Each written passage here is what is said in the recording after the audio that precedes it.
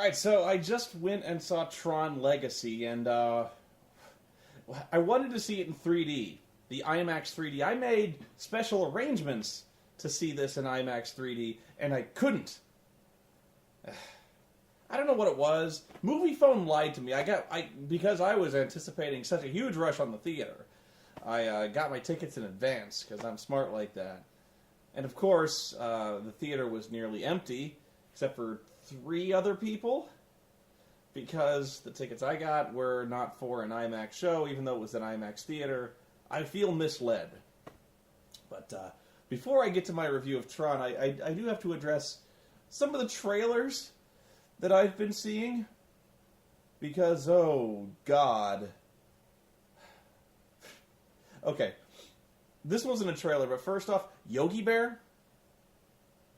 Yogi Bear. Who goes to see that? Now, I know you're going to say kids, but is Yogi Bear still even on TV? Is Yogi Bear relevant? Yogi Bear was old when I was a kid. And I'm pretty old. Other one, Transformers, Dark Side of the Moon, what is it called? It's not Dark Side of the Moon, that would have been a good better title, but The Dark of the Moon, I think that was it. Oh, God. I was actually kind of feeling this one until I started seeing the lens flares. Apparently Michael Bay's all about the lens flares. I kind of dug the idea of, at first it kind of hooked me, but, they're like, okay, Neil Armstrong goes to the moon, but then they're like, okay, you got 21 minutes, you got this thing to check out, go, go, go. And so Neil Armstrong goes over there and he sees a fucking Decepticon. Yeah, and actually, the very few people in the theater actually did get a little bit of a titter when Michael Bay's name came up, like, oh, Jesus. The one big one I saw was Pirates of the Caribbean on Strange Tides, on Strange Tides? Stranger Tides. I gotta tell you, even though this series has gone on really deep, and after the last movie, I was not looking forward to another Pirates of the Caribbean movie at all, because the last movie was horrible. Just terrible. And for the first time ever, I am really looking forward to Pirates of the Caribbean.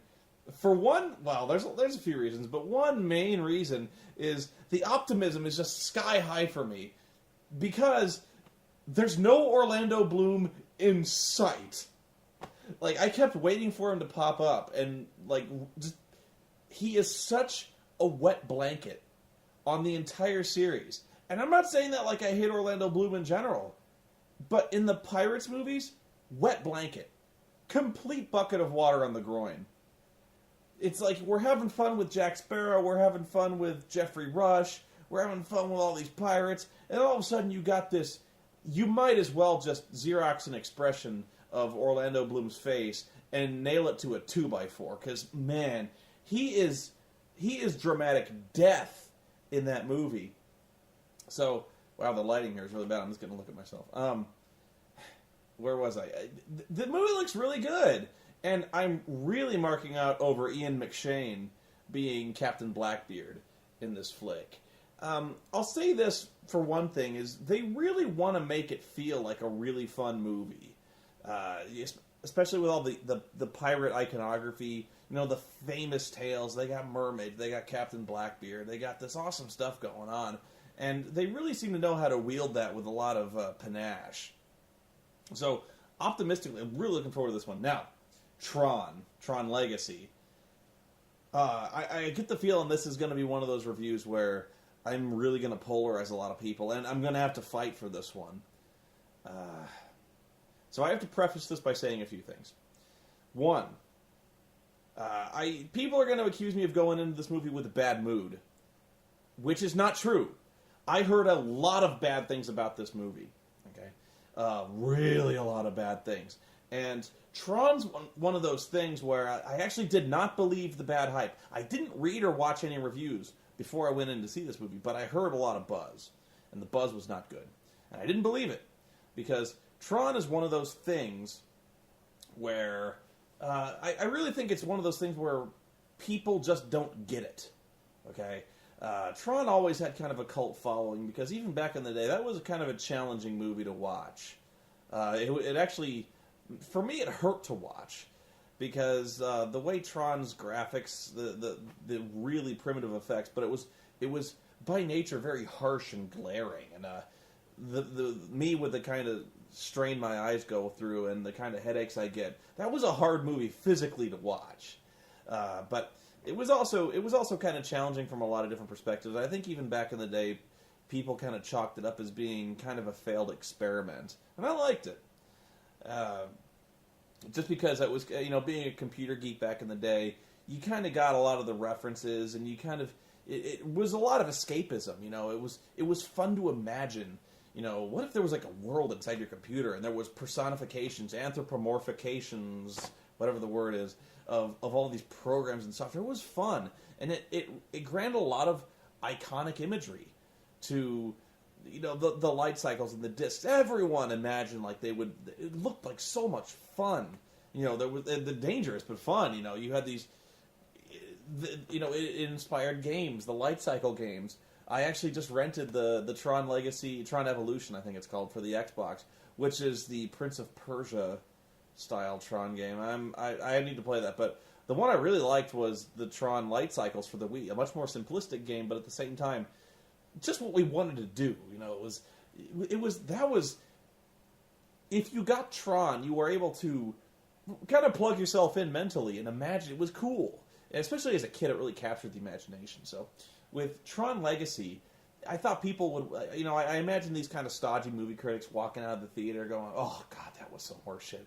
Throwing the fucking frisbees, what the fuck is that?" And just not getting it. And so, quite the contrary. I walked in there thinking this was going to be really good because the trailers looked awesome. I mean, if there was ever anything that was going to get you fired up about a movie, those guys did wow.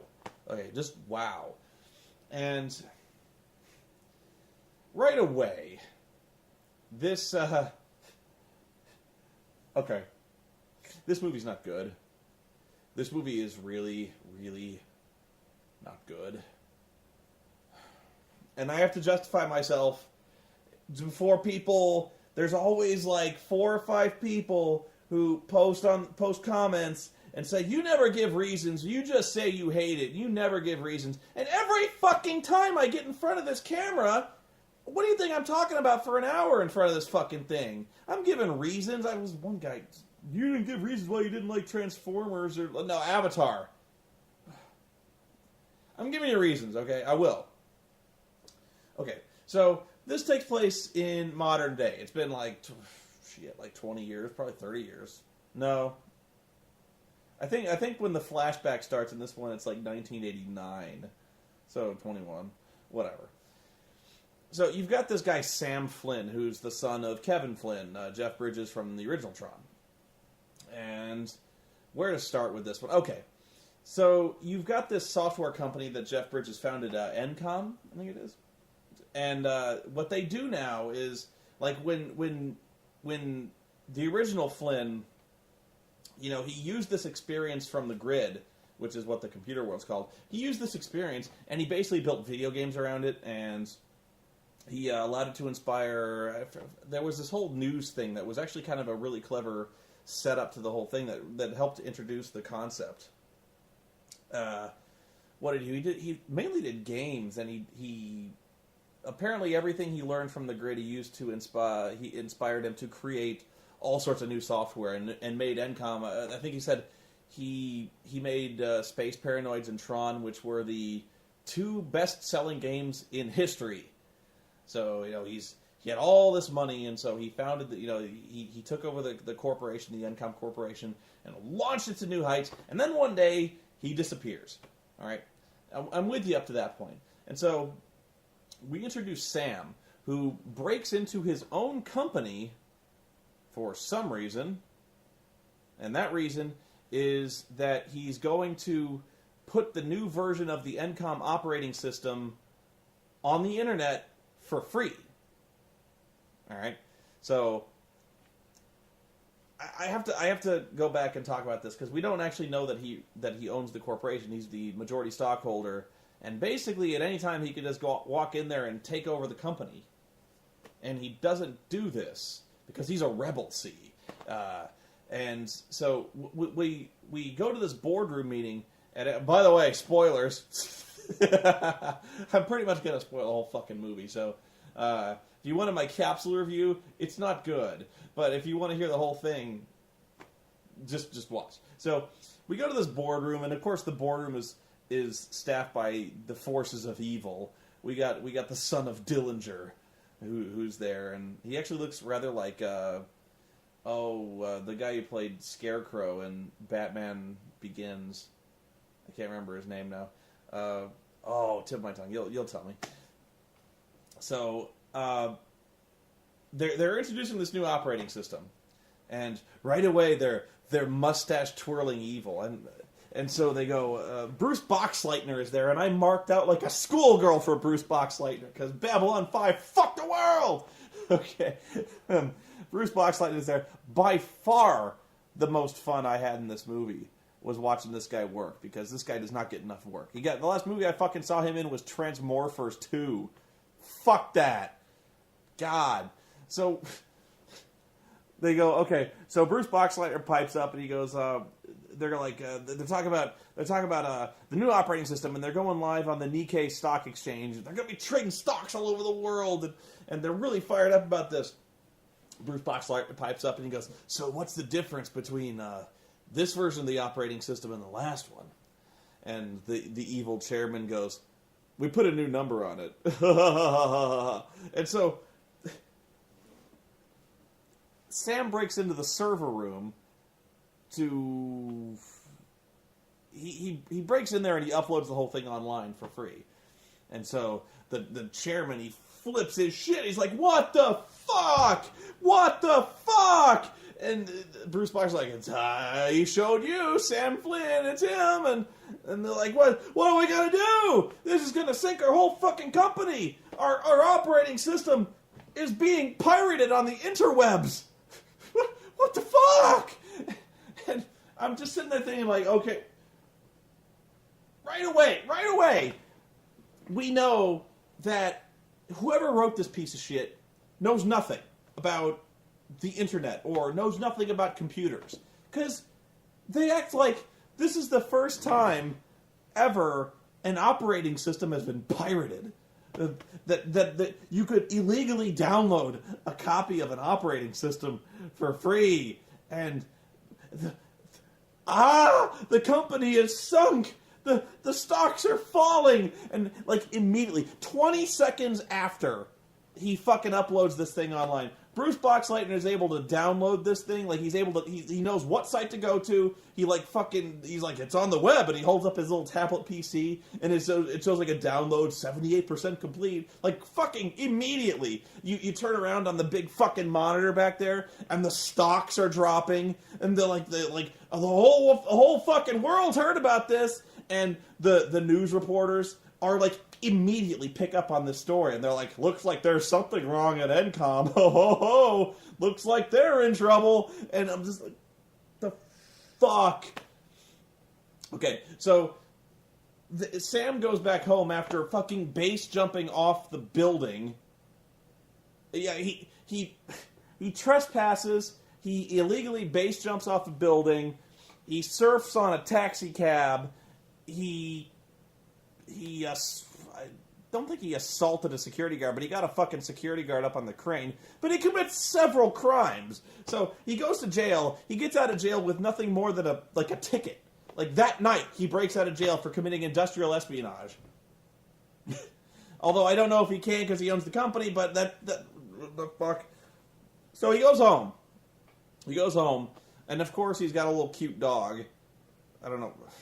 So Bruce Boxleitner comes over and he's like, Sam, I think you should know.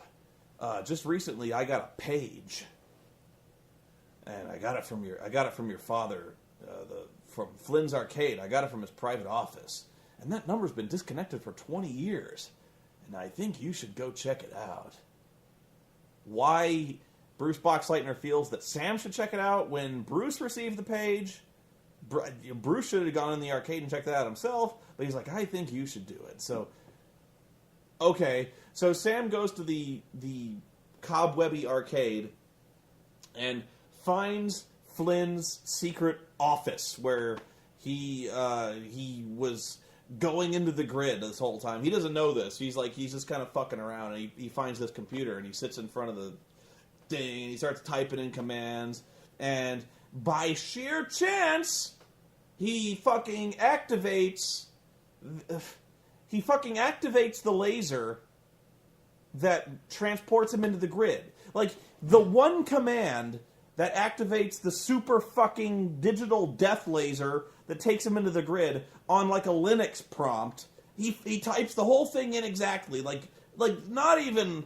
He doesn't fumble around for commands. He does a search for he fucking types it all in, and boo, he's in the fucking grid. So he's in the grid, and he's immediately he's stunned at what he sees, but almost immediately he's cool with it. He's like, "Oh, this is awesome! I'm in the fucking grid." Like, he even knows where he is.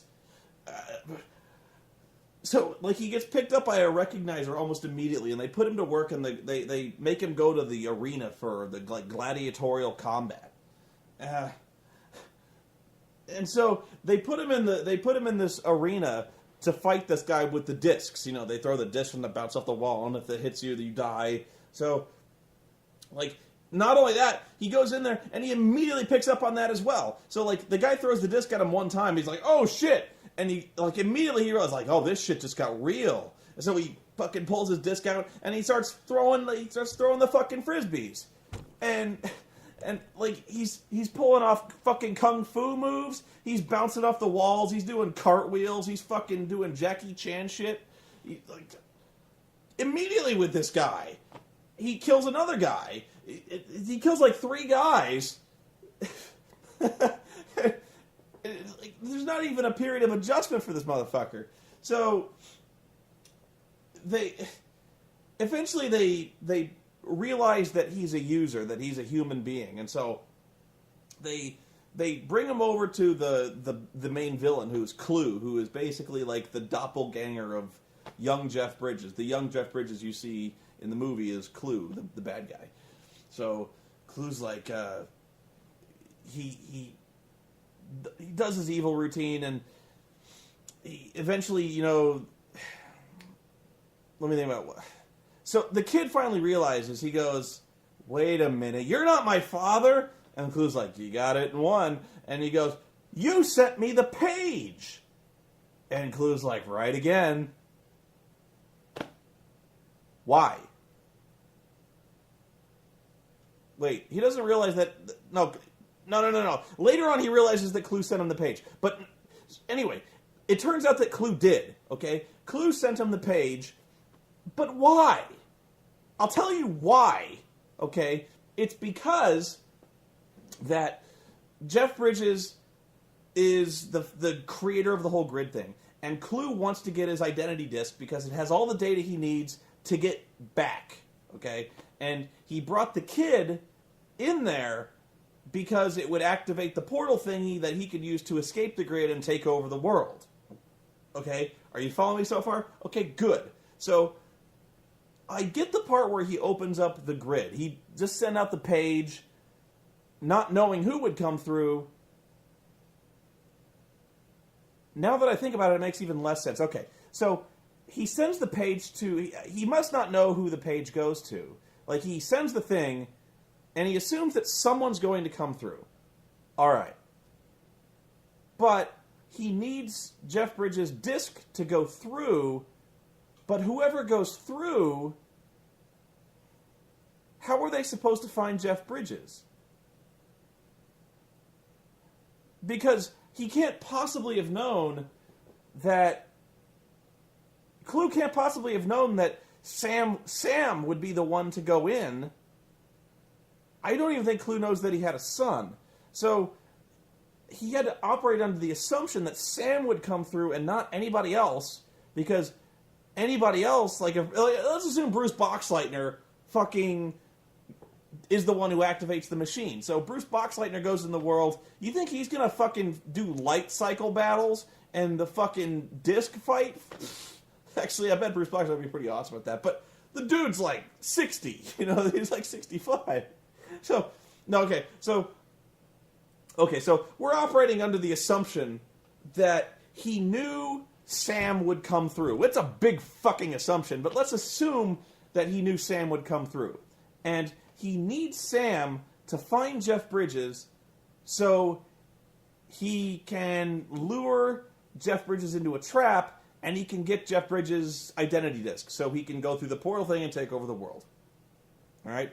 So why, dear God, why does, as soon as he sees Sam in the flesh before him, everything he could have possibly wanted, the linchpin to his entire plan, Sam is before him. I'm drooling, I'm so pissed off. Sam is before him. What's the first fucking thing he does? He tries to kill him. He's like, oh, well, Sam, now that you're here, guess what's going to happen? I'm going to put you in a fucking light cycle battle. It's going to be 5-on-5 fucking light cycles, and you're going to fucking die. And so Sam, of course, immediately picks up on the light cycles because he's really good at motorcycle riding. We had to establish that, but he's also awesome at light cycles. He instinctively knows the whole thing that goes on with the walls that appear behind the fucking light cycles. He tries to kill Sam. Like, it's not even like he put it on for his benefit. No, he fucking tries to kill him. He doesn't give him a chance to escape. He doesn't make it look good. No. He fucking kills everyone around Sam, and then he destroys Sam's cycle, and then he spins around, and he whips out his fucking disc like he's gonna cut his head. He's gonna drive by and cut his head off, and he tries. Oh, does he try? So the only reason he gets away is because Dr. 13 from House, Cora, drives in on a fucking dune buggy and saves him and drives through the wall. But there's no way he could have known that would happen. If he wanted Jeff Bridges' identity disc, why did he try to kill him? None of this makes any fucking sense. And don't tell me he didn't need the disc, because he did. If all he wanted to do was get out of the grid, he could have just walked through the portal at any given fucking time. He had an army, okay? He had a whole fucking army. Why didn't he send them through the portal at any given... he wants to take over the world. Okay, fine. I can appreciate that. But the portal's open. Fucking go! I have no idea why he needs Jeff Bridges' identity disc. Why? They probably told me why, but I can't fucking remember. Okay, so they're driving along in the fucking dune buggy, and they leave the grid, but they go to some kind of rocky place. It's like off-roading, okay? There's mountains and shit. Nothing that... I have no idea why this place exists, okay? These fucking mountains. And the... What is this place? And, the dudes and the fuckers on the light cycles chase him, but when they reach the rocky area with, the dirt roads and stuff like that, they turn away. And he's like, why do they turn away? And 13 is all, oh, well, they can't follow us this way. Our dune buggy is specially modified to go on these roads, but they can't go this way. Because their light cycles, if they tried, they'd malfunction, they'd die. So... They go to Jeff Bridges' castle, where he looks exactly like the fucking dude. He's, in fact, I almost expected, remember that scene in The Big Lebowski where he's kind of doing Tai Chi in his house and the answering machine goes off? That's basically what Jeff Bridges is doing in his little fucking castle. He's all barefoot and he's wearing his little hippie robe, and he really looks like a Jedi. So he's doing this far out, man, and he's hanging out there, and so. And he's like, we got to get out of here, Dad. And Jeff is like, oh, what's the point, man? He'll just fucking kill us. That's where he wants us to go, man. And the kid's like, you're a fucking pussy. I'm leaving. So he fucking leaves, and he takes the bike back to town. And so conveniently, he's like, I gotta leave town. And he asks 13, he's like, how do I get out of town? And 13, of course, goes, oh, well, I know this guy. I know Zeus, who can get people anywhere. And, okay, I have to explain what 13's deal is, because apparently what Clue is Jeff Bridges kept going into the grid and making shit. And so he was like, I wanted to make the perfect system. And so I made this doppelganger of me to work all the time, who's just like me, to make the perfect system. And of course, the guy goes nuts, and the clue thing goes nuts and starts to like do this ethnic purge. Ethnic purge of what, you may ask? Glad you asked. So they're doing this thing, they're making buildings, and like he's waving his arms and doing magic shit, and he's making little towers and things like that. And all of a sudden he sees like this band of Fremen walking out from the desert, right? And so he's like, well, I've created life! They're like, these guys are... I don't even know what their deal is. They're... What are they called? I forget what they're fucking called. But they're like some kind of evolution where they're like... What the fuck are they? There's some kind of... It's some kind of new life form, okay? Which I thought we just found when we have these personifications of software that have feelings, have thoughts, that do tasks, and like... But no, these guys are special because they're also sentient. What the fuck are they? So 13 is one of these things that like these they don't explain anything in this movie. They just throw terms out there and you're like, all right, I don't fucking know, whatever. They don't. So 13 is one of these things, these new life forms that come out of there. And so Clue goes nuts at the sight of these things. They're like, they're uncontrolled, they're not perfect, they have no task. And so he starts to do this thing where he like he destroys them. He rounds them up and he kills them, or those are the ones he don't kill. He reprograms them to be in his army. So he's got this huge fucking army of dudes. So my first thought is, okay, so back to where I was saying, he's like, I need to get out of here. How do I get out of here? And 13 is like, well, I know this guy named Zeus. And Zeus can get people anywhere. And I'm like, how does she know this guy? If she's one of these rogue programs, if she's one of these persona non grata or programma non grata in the grid, how does she know this influential, old as fuck program who can get people anywhere? I don't get this. But she knows this guy because the plot demands that he... Whatever. So he takes his light cycle back to town. And Clue's got this kind of simpering kiss-ass assistant. And so this is what kills me, okay? He goes there, and Clue is like, what's going on? And the assistant's like, we found Sam Flynn's light cycle. And he's like, oh, really? And he's like, yeah. And you know what's even better? We traced it back to its point of origin. And you're like, oh, shit. Guess what happened? He just, he inadvertently gave up where Jeff Bridges' position is. Like, he didn't think of this. Like, they traced the light cycle back to where he fucking came from. And Clue's like, let's go. We're going to kill this motherfucker. So they go out, and they go to the place where the movie just told us they couldn't go. They're driving on the road, they turn away. He's like, why are they turning away? Oh, they can't go here because their shit'll malfunction. And so, of course, they're like, we captured the light cycle, we traced it back to its point of origin. And Clue goes, let's go there. And they go to the place they can't fucking go. Oh, more stuff. I hate this fucking movie.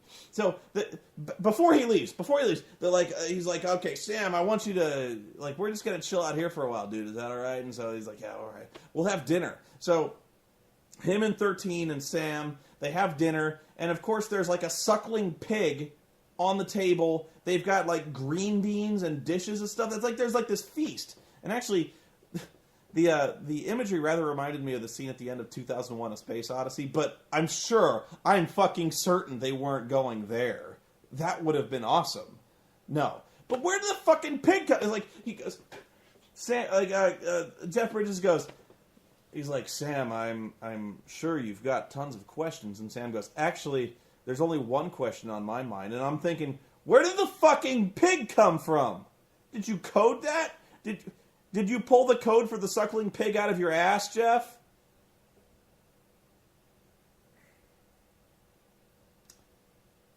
So, they go to the club. Or they go where Zeus is, okay? So, this fucking guy. Scarlett actually recognized this fucking guy before I did because I was too busy face palming in this stupid fucking movie to recognize who this fucking guy was. So, we meet Zeus, okay? And Zeus, first off, reminds me of that motherfucker in Highlander the Source with the blonde hair, that blonde wedge of hair. That fucking guy.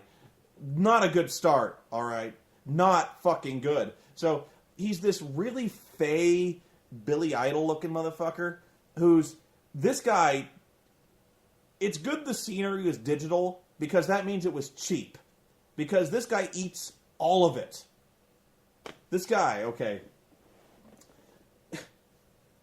He's just... He's unbelievable. What is this guy's deal? You know? Like, what the fuck is that? Oh, never mind. There was a window on my thing.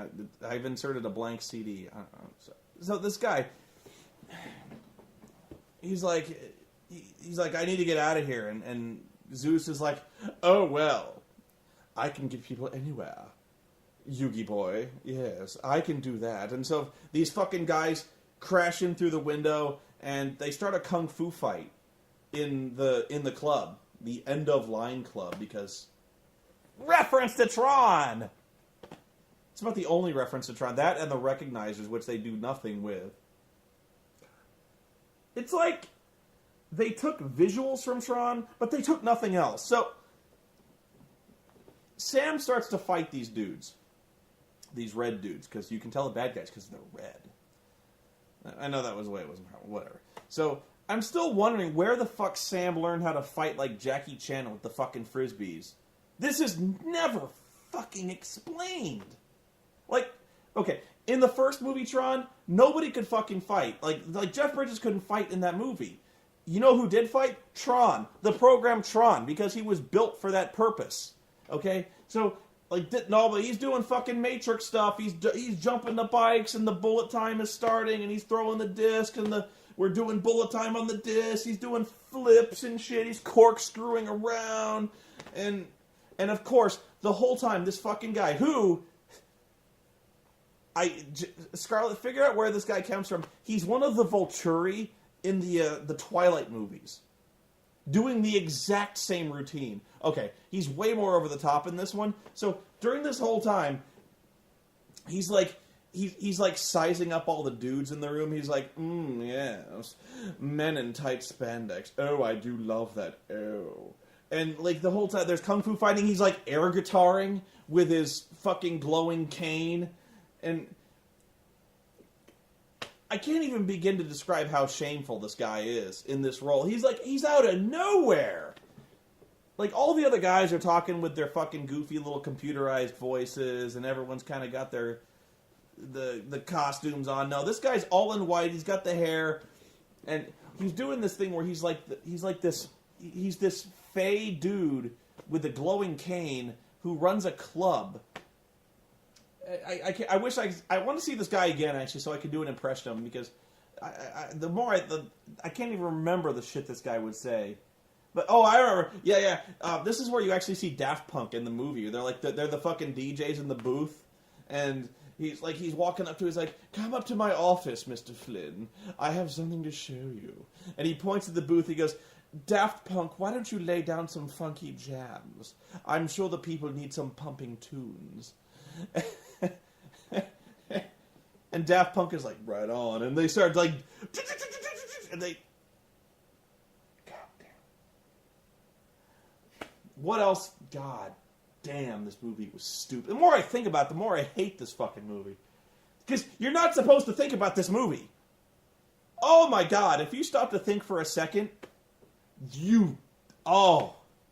this movie hurts my balls. What else? Jesus Christ. Oh. The fucking disc. Okay, jeez, this fucking... So, Jeff Bridges, he's like, I gotta save my son because he knows there's gonna be trouble. I don't know. So, he's like, he's walking into a trap and I gotta save him. So he goes, all of a sudden he gets noble and he goes to save his son. And during this whole thing, his identity disc gets stolen.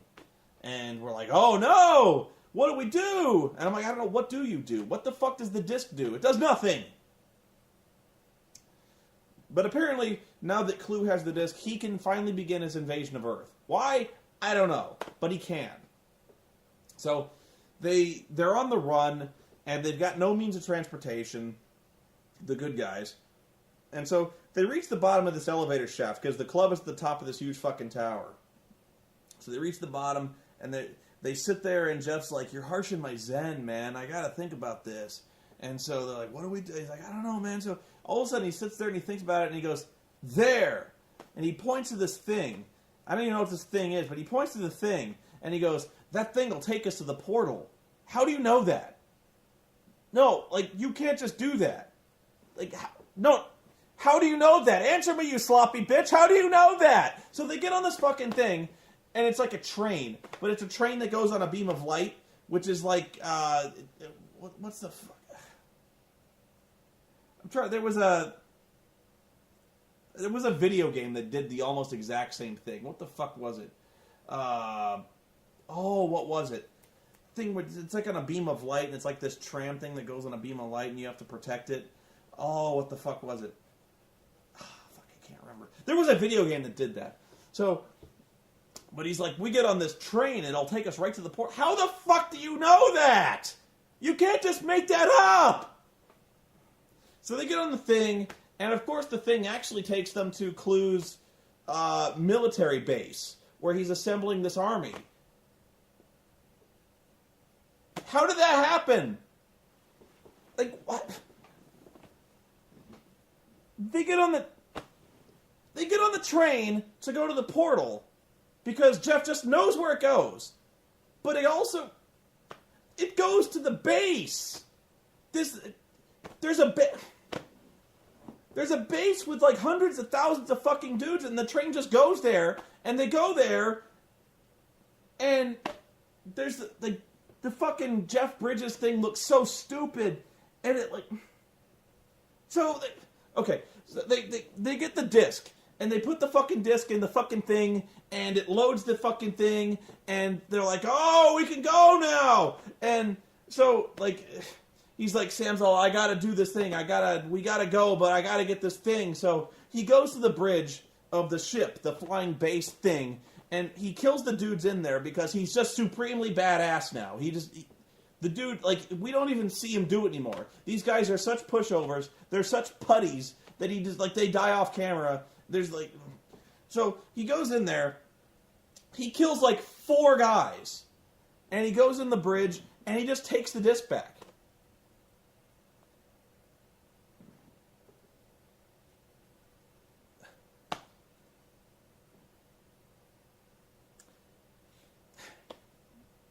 Clue.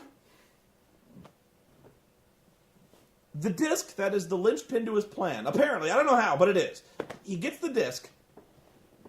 He's got armies of tens of thousands. He's got this army that is made possible by this disc. So how many people does he put on guard for the disc that he needs to conquer the world? Like 4. 4 guys to guard the disc. What the fuck? How fucking stupid is this man? So they get it's almost like, what? It's almost like I want to say it's like a first draft, to where like they have these ideas, but they're not finished. It's like, we have to get to the 3rd act, but oh fuck, I forgot the disc. He just gets it back. So he just gets the disc back, and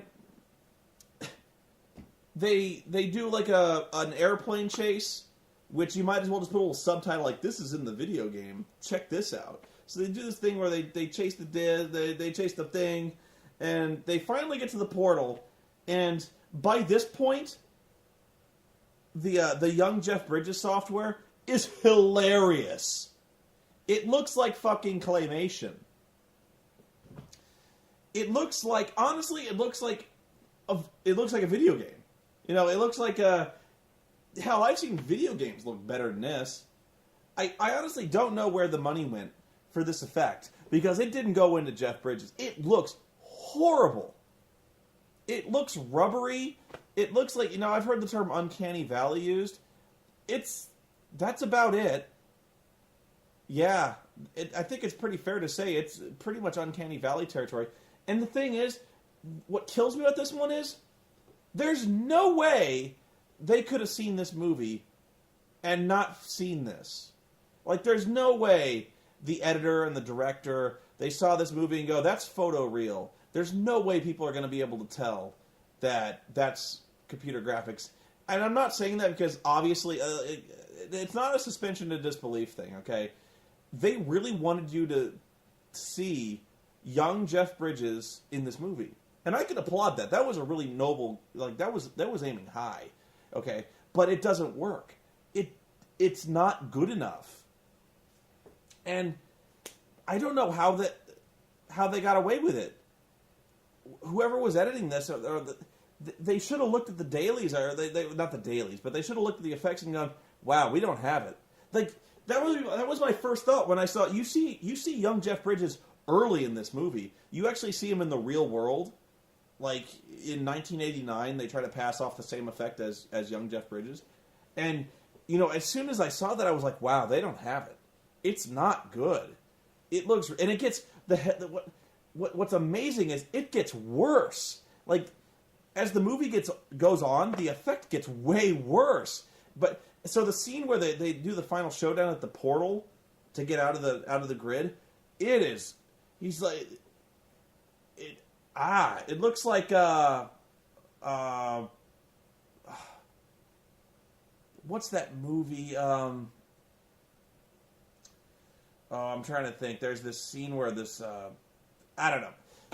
My memory is shot. There's a scene where, the bomb goes off and the face all distorts. It almost looks like Paranormal Activity or something like that, where the face is all, warped, but he's like, I did everything you asked! His mouth is all huge. The effect doesn't look good when the character's walking. And, okay, I know what people are going to say about this one. I do. I'm going to cut you off right here because you're like, okay, but Spoony! He's supposed to be a program. He's supposed to look a little fake. Okay? No, that's not true. Because they try to pass the same effect off as the real Jeff Bridges in the real world as they do for Clue. They're not doing that.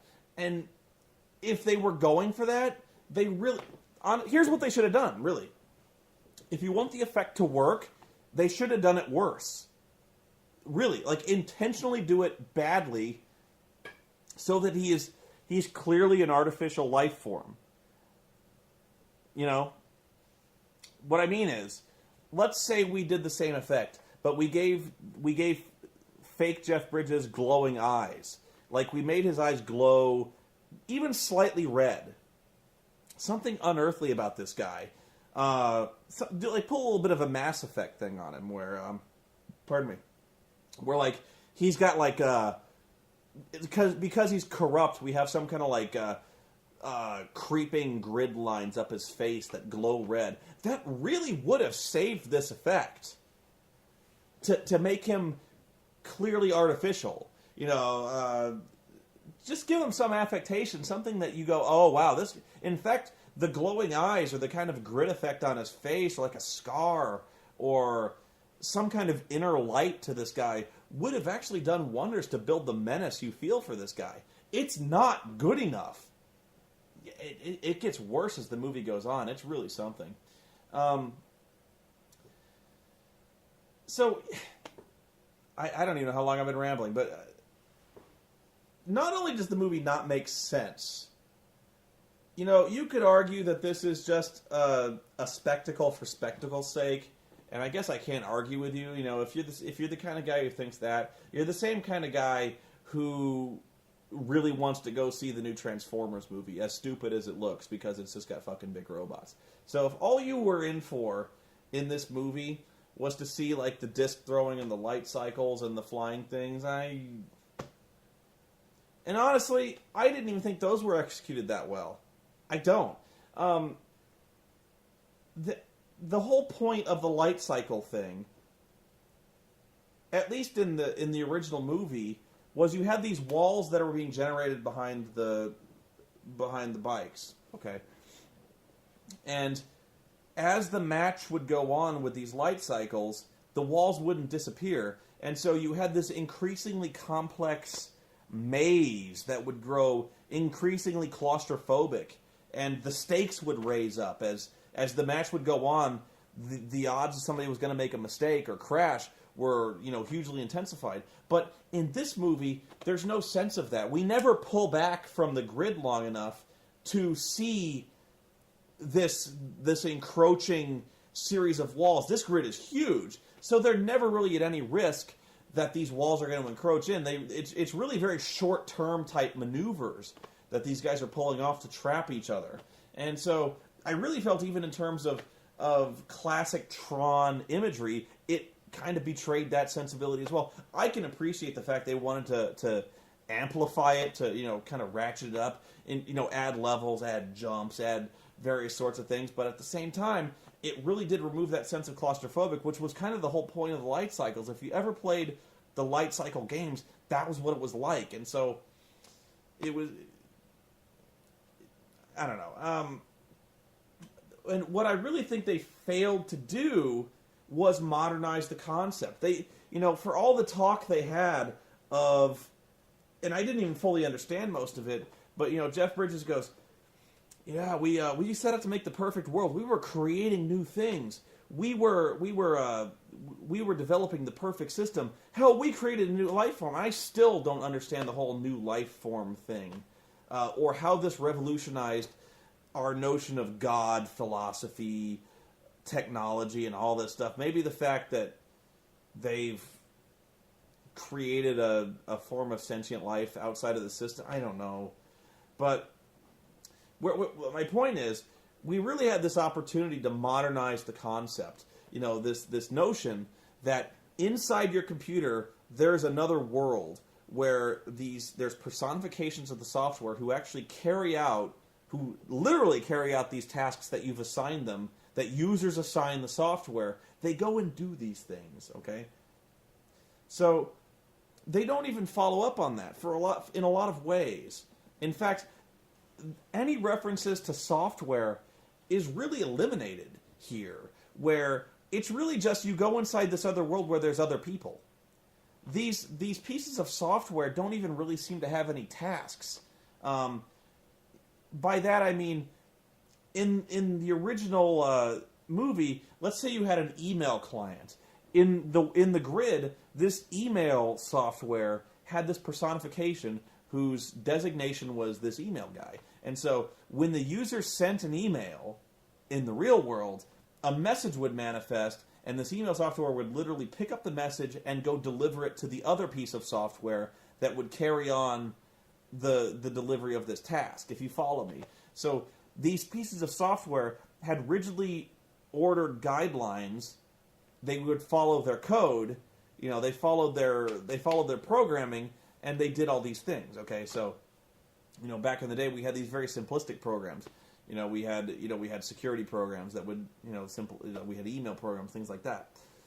And in this version, they just seem like people, because they go to the arena, there's all these dudes who are celebrating violence and chanting for people, and I'm like, what? What designation do these guys have? What's their function? They don't seem to have any function. You've got this fucking prancing guy named Zeus in a club. What piece of software is he? What does he represent? What is his function?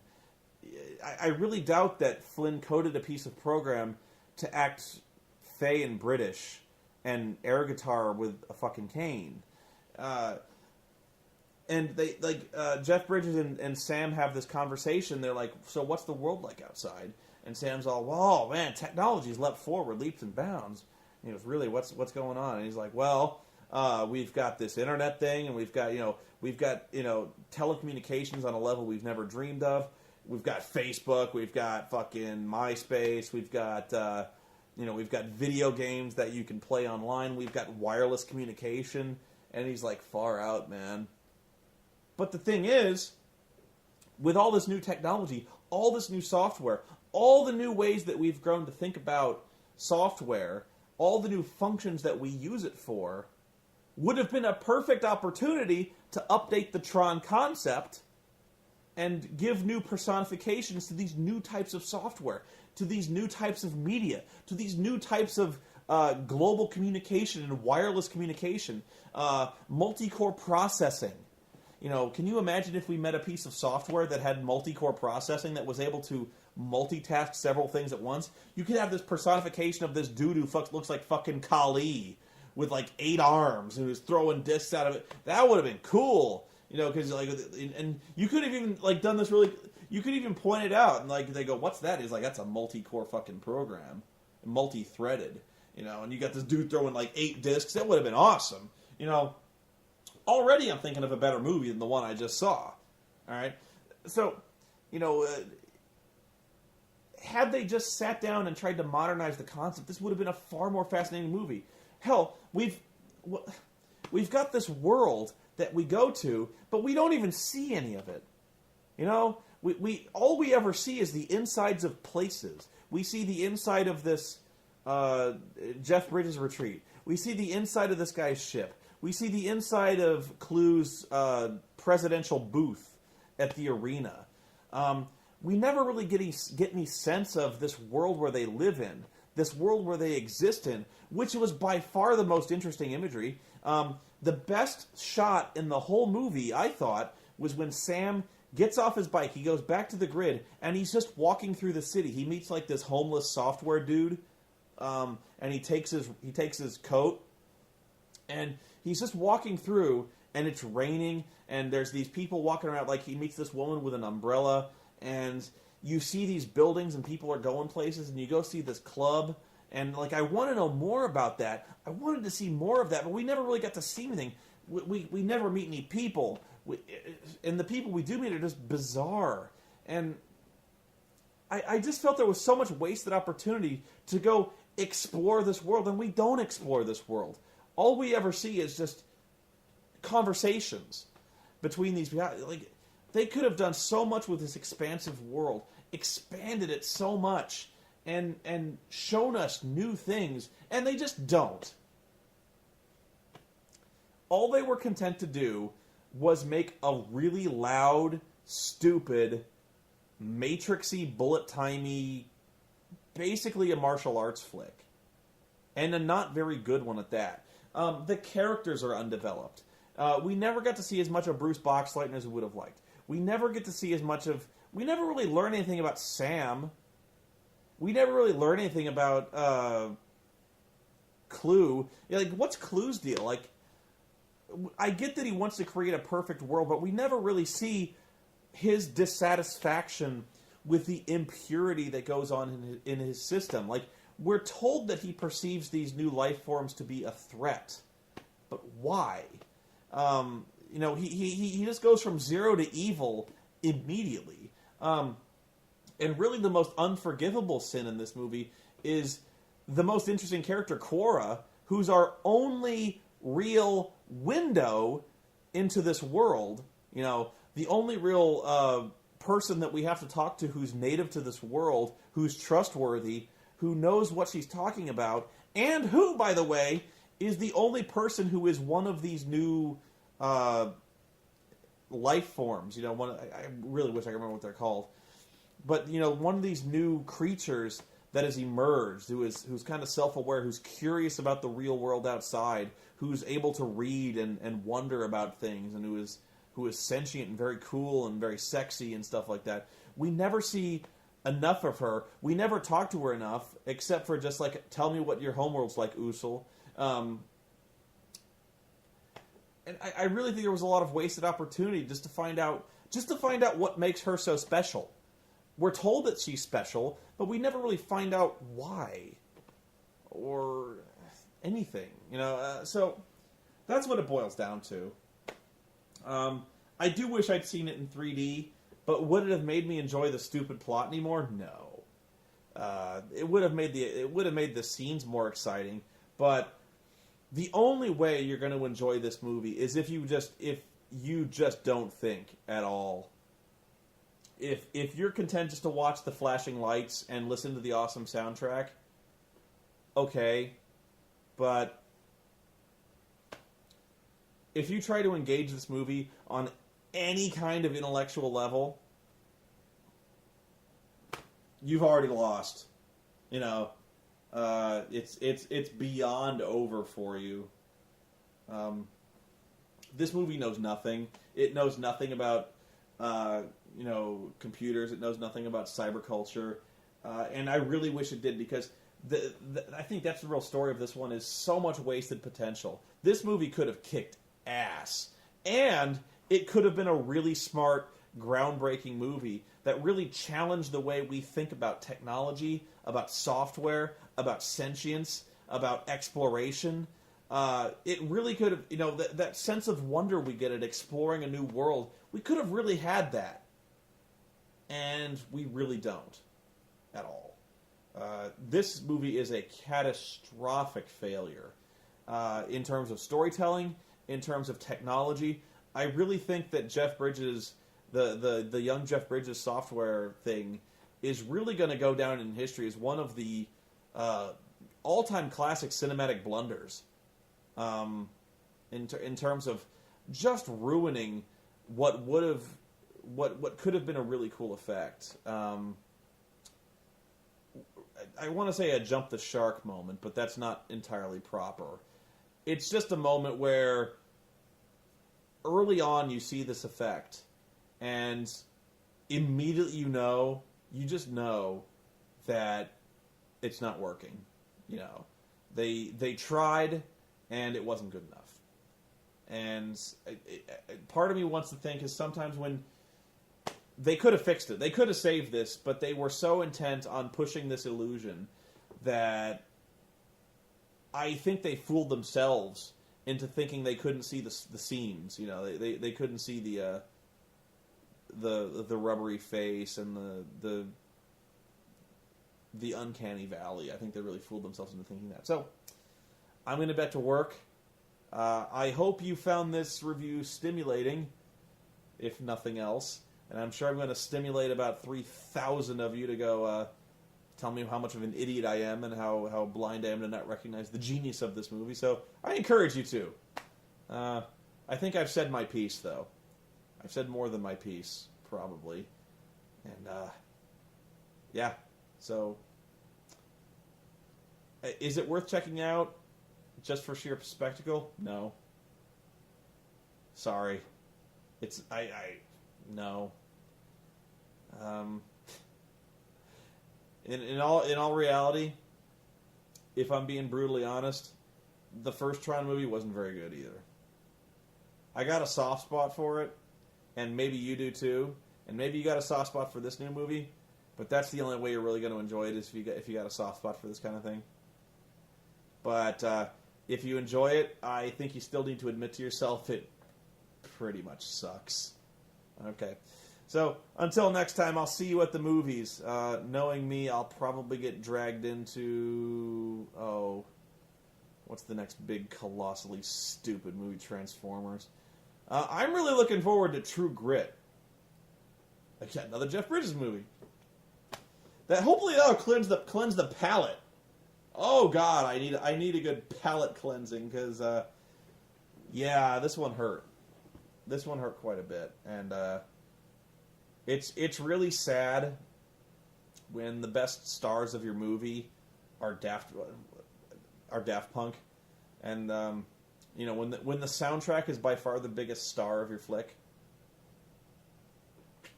Problems. See you guys next time.